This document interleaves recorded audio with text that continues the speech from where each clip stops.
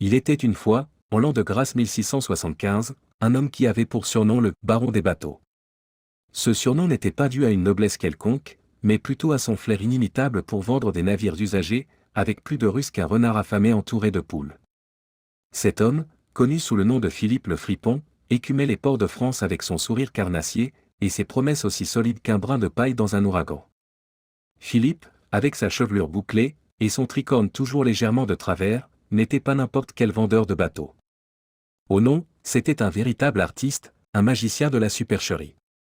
Ses navires étaient souvent aussi vieux que les légendes d'Atlantide, mais il avait le don de les présenter comme de magnifiques galions, tout droit sortis des chantiers navals de l'île de Ré.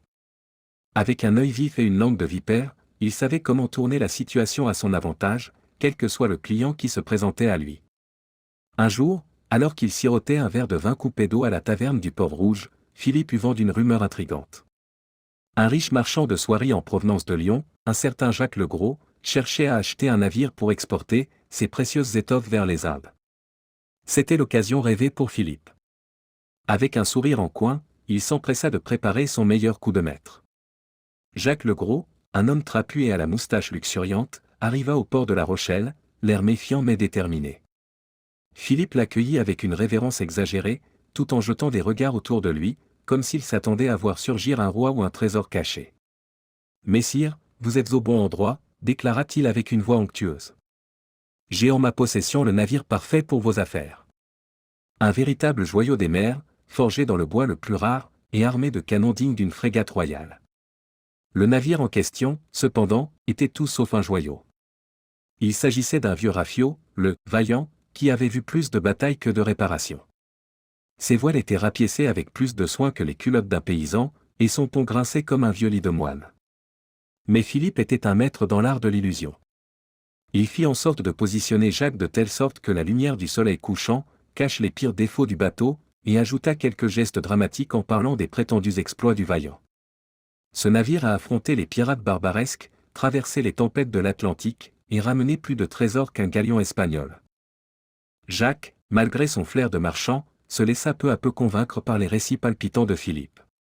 Ce dernier enjolivait l'histoire avec tant de détails, de rebondissements et de suspense, que même le plus sceptique des hommes aurait commencé à douter de ses propres jugements.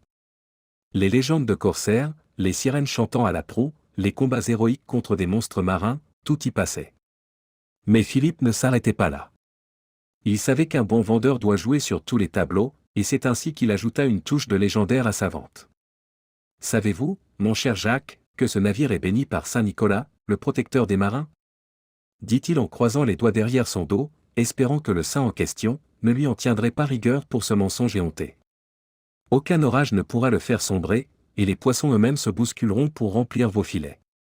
Jacques, impressionné par tant d'éloquence et de promesses mirifiques, décida finalement d'acheter le navire. Le prix était exorbitant, mais Philippe réussit à justifier chaque sou avec une histoire plus folle que la précédente. Il parla de la proue taillée dans un bois légendaire, du timon qui aurait appartenu à un roi viking, et des ancres bénies par un ancien druide breton.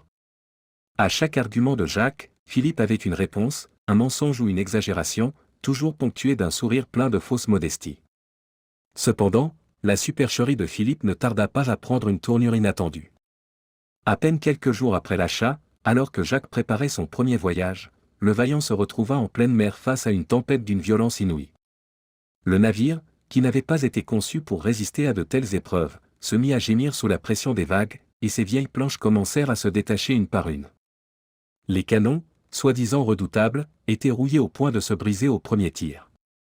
Les voiles, usées par le temps, se déchirèrent comme du papier sous le vent furieux.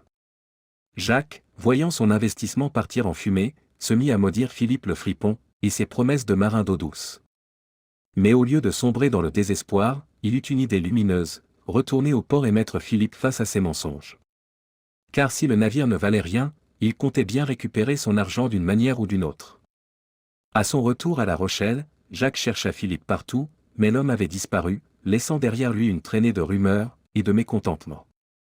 Ce n'est qu'après plusieurs jours qu'il apprit que Philippe s'était embarqué sur un navire en partance pour les Antilles, probablement avec un nouveau lot de promesses fallacieuses à vendre. Mais Jacques n'était pas homme à se laisser berner si facilement. Il rassembla une petite troupe de marins mécontents, tous victimes de Philippe, et ensemble ils partirent à sa poursuite. Le voyage fut long et semé d'embûches, mais la vengeance donne parfois des ailes. Ils finirent par retrouver Philippe sur l'île de la Tortue, où il tentait déjà de convaincre des pirates que son dernier navire, l'Audacieux, était l'épave idéale pour leur prochaine expédition.